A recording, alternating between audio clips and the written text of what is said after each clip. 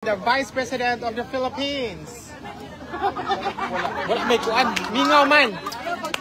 Hello. Hi, ma'am. Bigay mo kaya no? Ay. Good afternoon, VP. So, kamusta po ang mood ni Tatay Digong ngayon?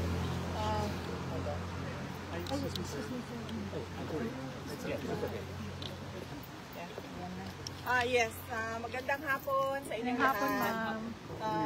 Welcome to the Netherlands.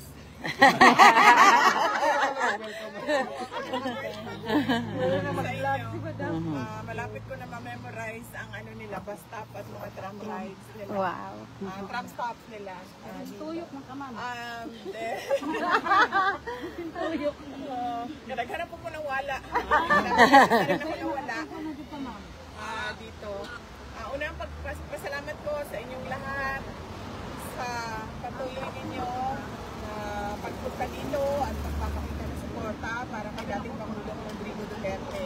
At masasalamat sa mga hindi makapunta dito sa Netherlands pero araw-araw na nag-aabang ng balita patungkol kay dating Pangulong Duterte, lalo na sa ating mga social media personalities, no, na maga, araw, gabi, 24 hours online para lang magbigay ng balita at para depensahan si dating Pangulong Rodrigo Duterte at magpakita ng suporta kay dating Pangulong Rodrigo Duterte. Yung iba sa inyo, inaatake na ng mga kaibigan, inaatake na ng mga trolls, inaatake na ng mga nasa ibang spectrum ng politika natin, pero tuloy-tuloy pa rin yung pagsuporta ninyo. Yung iba sa inyo, may mga cases na, no? May mga kaso na, napailan na ng cases, may mga harassment na, pero hindi pa rin nagsisinag yung paniniwala ninyo at pagmamahal ninyo kay dapat Pangulong. Maraming salamat. Thank you din po. Thank you din po. Yes. So, ang mood ni President Duterte today ay very good mood. Wow, thank you. Nakita niya yung dalawa niyang apo. Tapos nagtanong siya ng mga detalye sa mga apo niya, kung kamusta na ang pag-aaral, mga ganun detalye. At nagtanong siya kung sino na ba daw ang mga namatay. Kung meron siyang gustong marinig na pangalan, pero nagtanong siya mga sino ba daw dapat ang bigyan ng condolences ng pamilya. No, nabanggit ko sa kanya na merong 3 kababayan natin namatay dahil yung kanilang barko ay inatake ng mga rebels. So sabi niya, importante na mapaabot sa kanila yung pakikinamay natin. At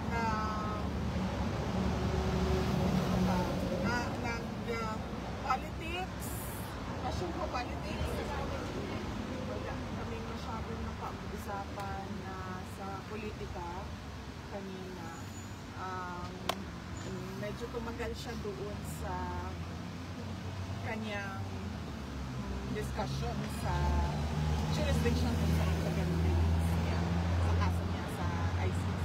Nabanggit din si Pastor Apollo Kibuloy at ano yung kalagayan ni Pastor Apollo Kibuloy ngayon. Nagtanong din siya kung ano yung mga detalye ng mga kaso ni Pastor Kibuloy, pero sabi ko sa kanya, hindi ko kasi nabasa yung mga documents, legal documents, pero sabi ko sa kanya na may mga cases and nasa Pasig City Jail na yun si Pastor Kibuloy.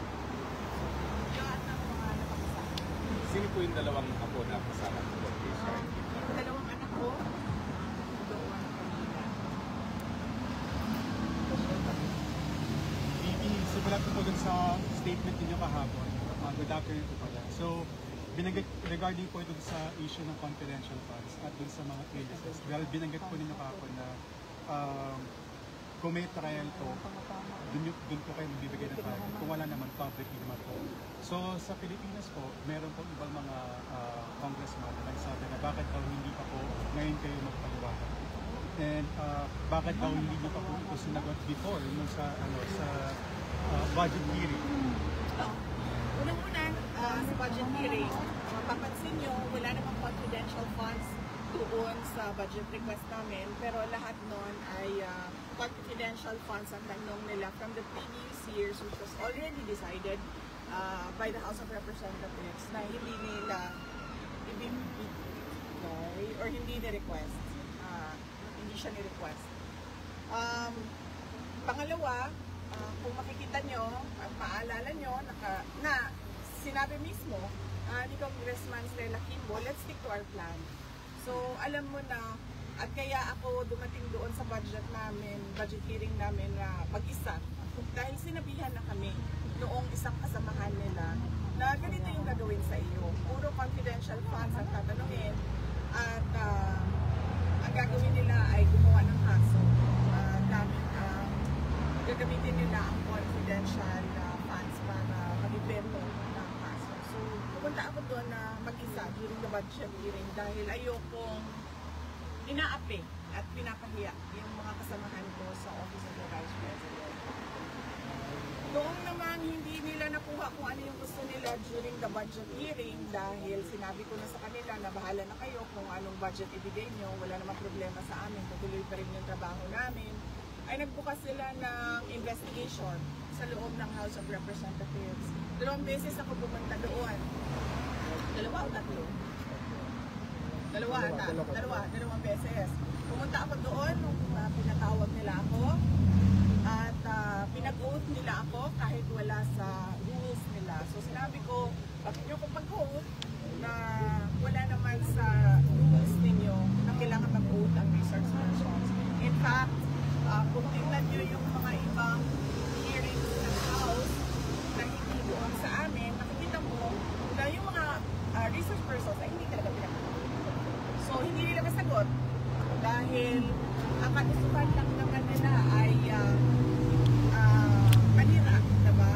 So, hindi nila sinagot, umupuan pa doon. Sabi nila, wala na kami magtatanong sa iyo kasi hindi ka naman nag-oath. Pero ready akong sumagot kung ano man yung tanong nila kahit wala akong oath. Diba? So, wala silang tinanong. Kung sunod na pumunta ako doon, sinamahan ko yung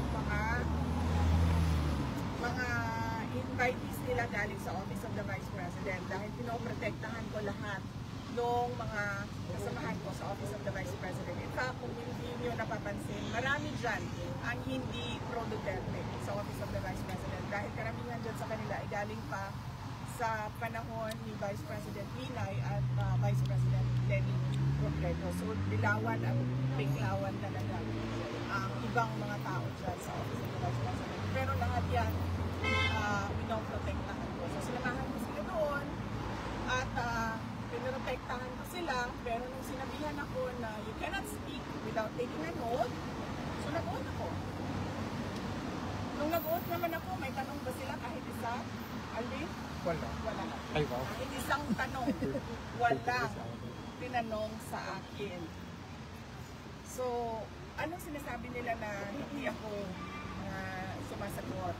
Sumasagot ako. Pinadalhan kami ng letter ng Commission on Audit dahil sa pagpipilit ni Congresswoman Franz Castro. Sinagot namin. Pinadalhan kami ng letter ulit ng COA. Sinagot naman namin. Maayos naman yung sagot ng Office of the Vice President. So, hindi ko alam kung saan nanggagaling ang sinasabi nila ayaw ko sumagot. Ngayon, ayaw ko sumagot kasi nag-file sila ng impeachment. At sinabi ko, since nag-file kayo ng impeachment, ay doon natin sagutin sa impeachment. Para naman nakasal, kasi akong panga, kung magsasalita ako about confidential funds ngayon, na wala namang dahilan. Unang-una, nag-hearing, nandun ako, walang kahit isang tanong. Ngayon, may impeachment trial, tapos mag-discuss ako noon sa labas ng impeachment trial. Pag wala nang ibang venue, saka ako magsasalita. My explanations will be in my own time, hindi sa panahon kung kailan gusto ng mga members of the House of Representatives. Naghain ng resolution po si Senator Alan Cayetano asking the government to move for house arrest within the Philippine embassy premises here in Holland, si Tatay Dico. Your reaction po? Hindi ako makakomment eh. kailangan ang mag-comment itong house arrest na ito at resolution ni Senator Alan Cayetano ay yung lawyer ng Pangulong Duterte. So siguro kung isang beses maimbita ninyo si Attorney Nicholas Kaufman to give a comment, mas maganda na siya yung magbigay ng comment. Maybe on a similar question, what's your reaction to the pronouncement of some congressman who's clearly against you for the revival of the Quadcom 2.0? We are not surprised. Kanina bago ako pumunta dito na-late pa nga ako, nagmamadali kami kasi galing ako sa isang Zoom meeting na hinahanap sa iyo ang laptop. No? Nasa akin ang laptop. So, pinatago ko lang sa iyo. So, kinuha ko na yung laptop ko. Kanina, nasa Zoom meeting kami. Yun ang dinidiscuss namin. Sama ka na Secretary Harry Roque, no? Huwag tayo mag-expect na bago yung Congress ay titigil sila sa pangamalaki. Tutuloy-tuloy pa rin yan ang siya sa iyo at tutuloy-tuloy yan at tambakan ka nila ng kaso. Yan din yung sinabi ko sa mga pamilya ko kanina. Because obviously, ang gusto nila ay burahin mga bigot at mga tao na sumusuporta sa mga leaders. In fact, kahit na private individuals, ngayon, hindi na immune dahil nakakatanggap na sila ng mga letters galing sa BIR at kung ano man yung pwedeng kahanapan ng pagkakamali.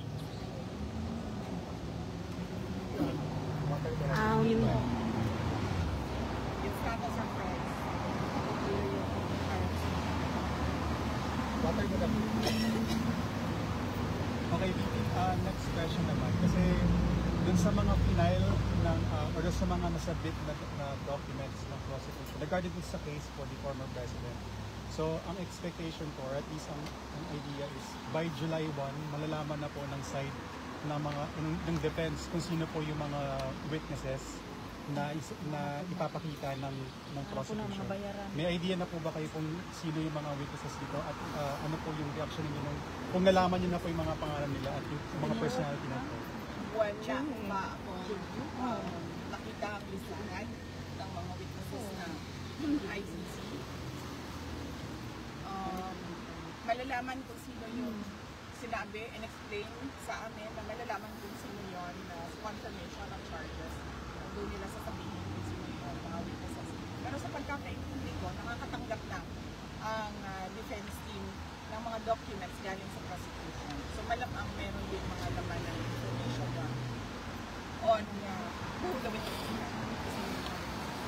Regarding naman po sa witnesses, sa side naman po ng defense, sa side naman po ng mga defense, ready po ba kayo na i-fly or ililipad niyo po ba yung mga witnesses ninyo dito sa Netherlands bago po dun sa confirmation of charges hearing? Hindi ko alam kung ano ang plano ng defense team Captain Pangulong Rodrigo Duterte. Hindi ko din alam kung ano yung mga allowed na mga modes ng presentation ng witnesses na pwede pa online, kailangan ba in person. Hindi ko alam yung rules nila sa testimony ng witnesses. So, kung magkakapanahon kayo na kausap si Atty. Kaufman, mas maganda na siya yung kasagot ko ano yung plano nila sa pag-attend. Madam, I'm from European Media Network. What can you say about the current situation of health of the former president and what you may advise the Filipino people around the world on their reactions on this matter? Opo, ma'am. Salamat sa tanong mo, ma'am, dahil kaninang umaga, ay sige, kaon lang mo, ma'am. Ayaw lang kaon lang, ma'am. Huli pero hindi kulong. Ayaw lang, ma'am. Salamat sa tanong mo, dahil kaninang umaga, ma'am, meron po nagpadala sa akin ang photo na mukhang nasa hospital bed. Different reactions, eh. Hospital tag, 2 bag sa kamay niya. So, hindi po totoo yung... Yes. I was relieved. Hindi totoo yung photo na yon. Malamang edited yung photo na yun. Yes. AI na po. AI. Inanilak nila yung mukha ni dating Pangulong Duterte. Wala po siya sa hospital ng detention unit. Nandun po siya sa regular wing ng detention unit. At kanina, naglalakad naman siya mag-isa, albeit may dala-dala siyang tungkod. Dala-dala siyang tungkod. So clearly, wala siya sakit na kumbaga kailangan niya mag-explain. Thank you very much, madam. Guys. Yeah, it is really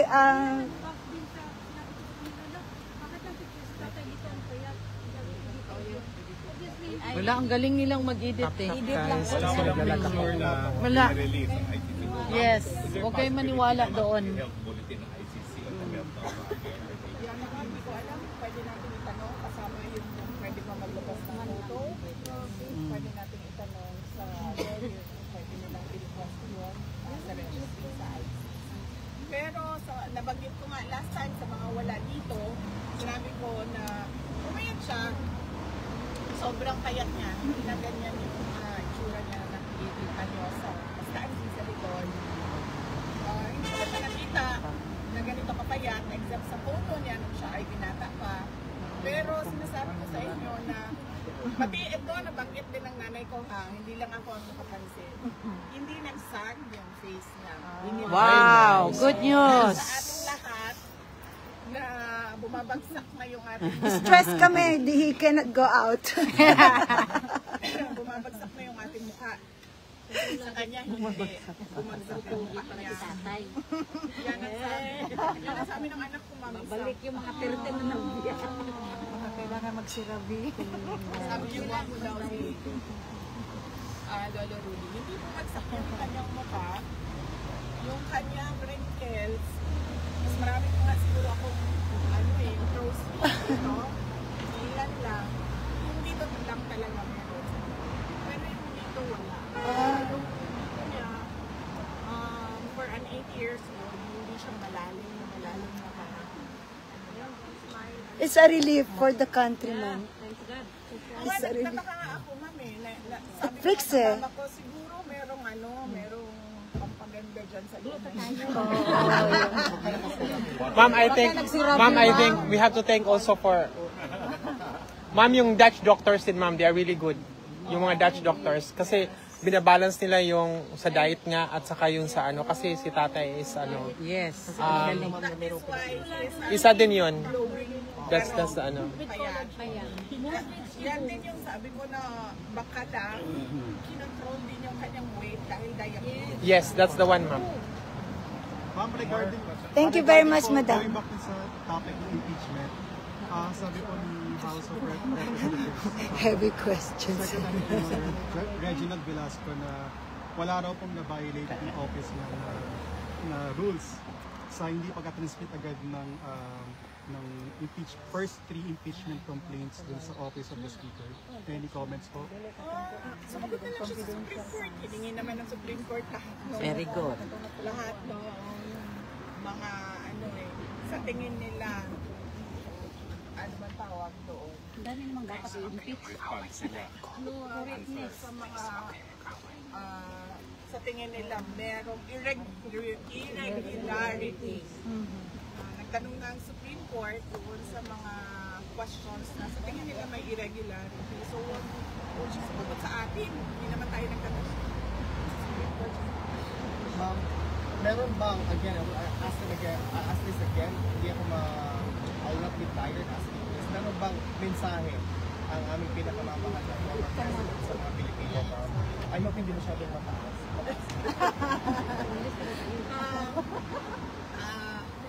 Nagsabi ako sa kanya kanina, sabi ko ano ba ang message mo dahil pagdaan ko kanina papasok na meron ng mga nag-aantay, mga kababayan natin.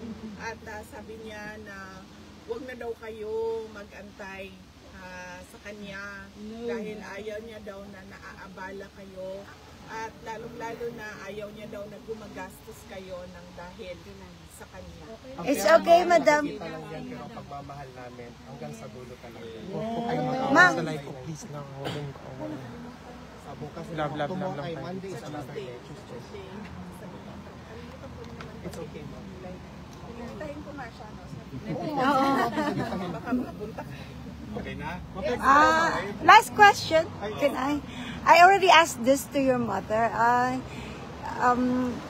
I know that the former president would like us to go home, but we are all happy that we are here. I hope that we are not giving him a burden that we are here every day. It doesn't affect his health. I don't think so, ma'am. Maybe he's just thinking of your comfort. We're so comfortable here, madam. We're so happy together here. Is that true, everybody?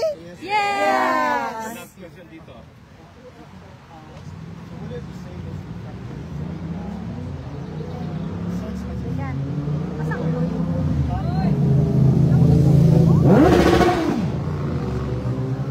Again, one more time. Again.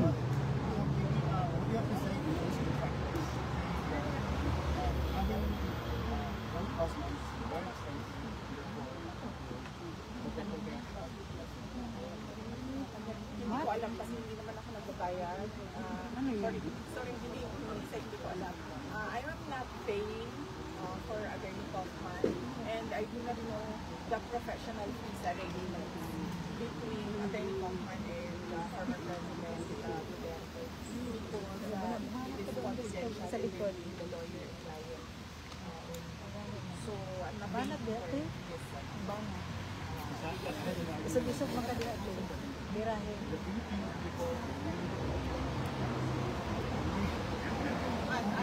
At ayaw din Hindi na ako pinaka-live. Hindi na ako na mag-question. Tuesday na lang ako mag-question. Can we ask? magbayad. Mamaya pa yan na. Later pa yan. Iano muna natin mga questions pa. Ma'am, your message po sa mga kababayan natin na palaging nandito, nakasuporta sa iyo, sa iyong ama, at sa buong Duterte. Yes, nagpapasalamat ako sa ating mga kababayan sa patuloy nila na suporta. No? Yung mga pumupunta dito sa game at magpakita ng suporta at tausin gusto yung pagpapasalamat namin. Wag lang natin kalimutan na ang ipinaglalaban nating lahat ay hindi yung tao, hindi si Pangulong Duterte. Buong Pilipino. Hindi Sara Duterte. Yung pinaglalaban natin dito ay yung bayan. Yes. Buong Pilipino. Buong Pilipinas, ma'am. Injustice at rendition na ginawa nila sa isang Pilipino na kinuha nila sa loob ng ating bansa at hinatid nila dito. At ginastusan pa nila. Ginastusan ng gobyerno para ihatid ang isang Pilipino dito sa Hague. At huwag natin kalimutan ang mga issue sa bayan natin. Tulad ng blanco sa budget. Napakaraming mga kababayan natin ang tahimik sa blanco na mga budget. At yung pagkuha ng pera ng PhilHealth at yung apparent na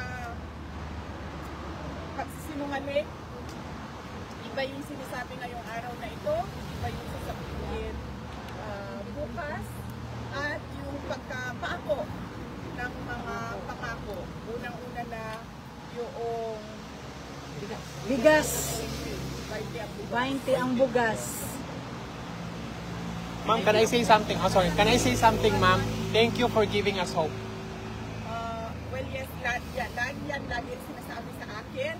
But ang paalala ko lang din sa lahat, hindi ito trabaho ng isang tao lang. Correct. Correct. Trabaho natin itong lahat. Trabaho natin ang ayusin ang ating bayan. Ang trabaho natin ang paniguraduhin na kung ang yun nakikita natin sa Netherlands ay makikita natin doon sa ating pinakamamahal na Pilipinas. Thank you, VP. Ma'am, we have time for a picture. Ma'am, sa schedule lang po. Ma'am, last sa schedules niyo po. So, confirm niyo po na pupunta rin dito ng Tuesday. Meron na po ba kayo? Yes, may confirmation pa sa detention unit na schedule sa Tuesday. July 5. Tapos ma'am, ang schedule po diba, until sabi niyo po, until 23 po kayo nandito sa Hague. And then, after nun ma'am, didiretso na kayo ng South Korea. Tama po ba? Uuwi po ba muna kayo ng Pilipinas? Tama po ba ma'am? Oo, kasi medyo mahal kasi pag dumiretso ako ng Korea. So, ang nangyari ay umuwi ako ng Pilipinas, tapos lilipat ako ng airplane, papunta ko sa airplane. Parang magiging connecting flight yung nasa Manila. Day over ma'am yung Manila, ganun. Tapos ma'am, mga... Sasama ka, Parang ganun na ata ang gusto niya eh. Oo. Parang gusto. Picture na tayo. Family picture. para sa Korea. Meron po. We have here. Picture na tayo. Ha? Picture na tayo. At paalis na kasi si ma'am. Merong apat na sima na sa 19 star. Ayan.